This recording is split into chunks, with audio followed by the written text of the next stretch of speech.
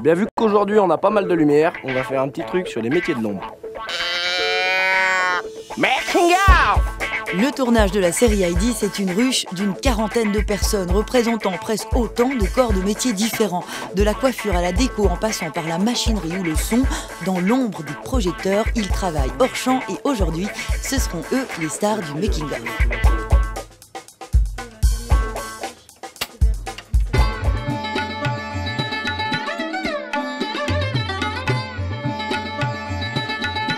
C'est pour faire croire que je travaille très dur. On met de la sueur. C'est de la sueur. C'est de la sueur factice.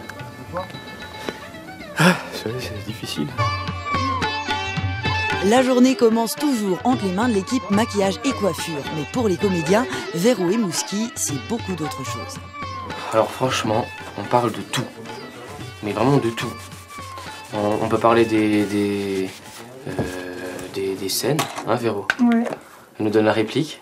On peut parler de ce qu'on a fait la veille, comme là on vient de dire, ce qu'on a fait hier soir, ce qu'on a fait samedi soir, ce qu'on a fait la fête. Si on a bien dormi. Si on a bien dormi, si on est heureux, si on est triste, on parle avec elle. Puis, c'est Sonia Ferreira et Rémile Dudal qui entrent en scène l'équipe des costumes.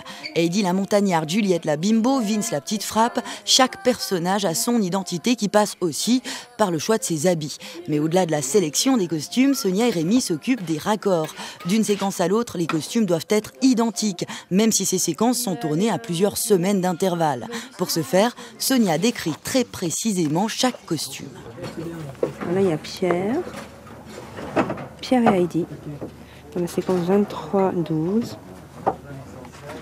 On va retrouver la semaine prochaine, dans la 23-13. Donc ils vont être habillés pareil. Elle pourra avoir par exemple la veste fermée, par exemple. Mais par contre, elle aura exactement le même costume. Donc tout le descriptif est ici, avec les photos pour voir plus précisément ce qu'il porte. Donc s'il y a une tache, par exemple, une tache sur son pantalon. Là, je l'aurais lavé.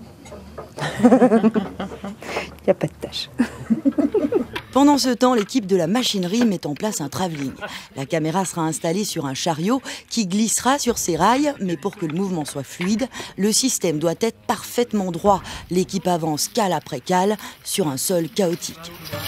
Lorsque tout est prêt, c'est encore l'équipe de la machinerie qui ouvre les festivités. Sans clap, pas de séquence, c'est à ce moment qu'on synchronise l'image et le son, enregistrés séparément. 16-15 sur 2, première caméra. Allez, action! Alors, accessoirement, là, t'as l'épisode. Là, t'as la séquence. Là, t'as le plan. Et ça, c'est le nombre de fois qu'on la tourne. Là, on met la date. Donc là, l'ellipse, c'est pour dire qu'on est en extérieur. Là, t'as nuit ou jour, donc je change. Et là, j'ai l'intérieur. Le A, c'est pour la caméra, comme on en a deux. A, B, enfin C, même la troisième avec le stade. Et si tu fais un clap de fin, tu clapes avant. Tu le fais à l'envers. Et après, des fois, tu as des problèmes avec les focales. Alors comme ça resserre, tu peux avoir un moyen clap, le deuxième clap, le mini clap.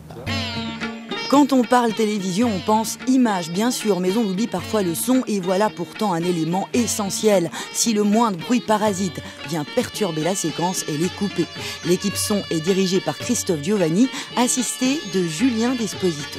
Moi, je suis perchman, ou perchiste en français.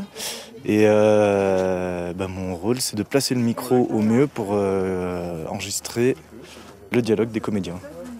Mon métier, c'est aussi de me savoir me placer par rapport à la scène où sont les comédiens, etc.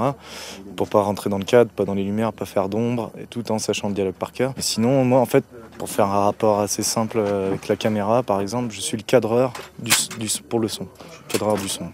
Moi, où je me place, c'est là où c'est ce que les gens entendent, quoi. L'équipe de la décoration et de la mise en scène a cherché ce décor durant plusieurs semaines. Près de 20 chalets ont été visités et c'est celui-ci qui a été choisi pour son isolement, son panorama ou la taille de ses pièces. Mais pour y installer des équipes de télévision, quelques modifications ont été nécessaires. Parce qu'il y a, je crois qu'il n'y avait pas l'escalier là. Non. Ça, c'est tout le chef constructeur qui a... Gérard Simonet, si mes souvenirs sont bons, qui a construit. Tu sais pourquoi c'est la mise en scène qui a voulu qu'on rajoute l'escalier là? Ouais, tout à fait, parce qu'en fait là on donne sur la chambre de Heidi. Ouais.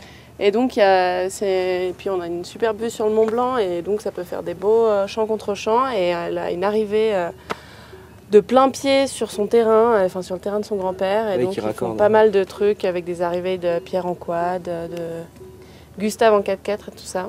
Et donc là, c'est la cuisine en fait, Heidi, chalet Heidi. Là, il y avait une cloison avec une porte qui a été ouverte aussi pour des questions de mise en scène, pour qu'on ait une ouverture entre la salle commune et puis la cuisine. Donc là, il y a à la fois des photos qu'ils ont récupérées dans des trucs, on va dire des photos factices. Puis là, par exemple, on a une photo d'Élodie petite. Donc on a demandé à Élodie au début du tournage qu'elle nous donne des photos pour décorer le chalet. Et puis notamment, on verra quand on sera dans sa chambre des photos de ses parents qui ont bien voulu prêter des photos de eux, car elle a perdu ses parents, dans l'histoire Heidi a perdu ses parents, et donc on lui demandait si elle voulait bien mettre ses vrais parents, ils ont accepté, donc voilà.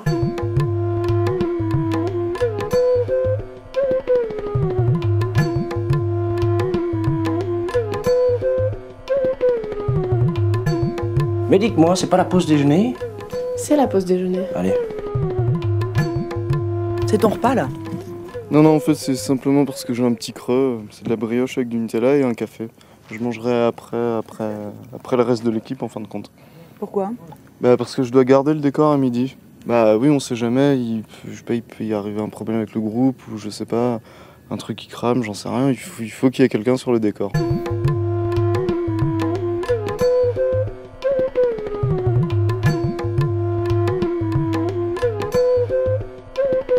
Cet après-midi, Éric Lanclus a investi le plus beau bureau du monde, un peu à l'écart du tournage. Le régisseur général est déjà plongé dans la journée de demain. Il devra une nouvelle fois superviser une vingtaine de trajets pour acheminer l'équipe et son matériel. Éric, qu'est-ce que tu fais là? Les transports et la feuille de service de demain. Alors comment on va acheminer les gens ici? Qu'est-ce qui va monter? À quelle heure? Par rapport aux convocations de la mise en scène et du maquillage pour les comédiens. Je vois par exemple qu'il y a plusieurs transports le matin. Un très tôt, où les gens montent pour se faire maquiller, et un peu plus tard où les techniciens arrivent pour mettre en place le matériel.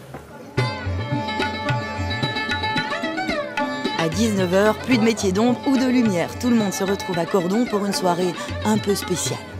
J'ai voulu que vous veniez là ce soir parce qu'il y a deux nouvelles. Une qui est plutôt sympathique, l'autre qui est vraiment pas sympathique. Donc la bonne nouvelle, c'est que aujourd'hui, notre Heidi a 23 ans. Ça, c'est la bonne nouvelle.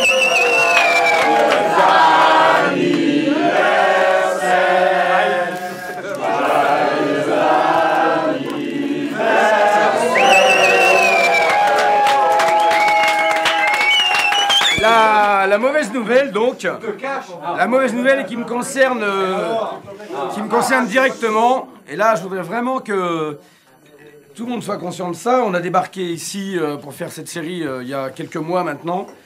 Et il y a un type sans qui j'aurais rien pu faire, qui va se barrer plus tôt que prévu parce qu'il va être papa. Et ça me fout grave en les boules, parce que c'est mon plus fidèle collaborateur. Et je voudrais que tout le monde le remercie ici. C'est bien élevé, là.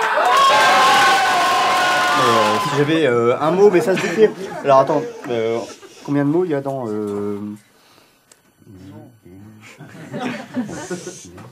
Alors il y a 3 mots. Mais une tournée. Merci.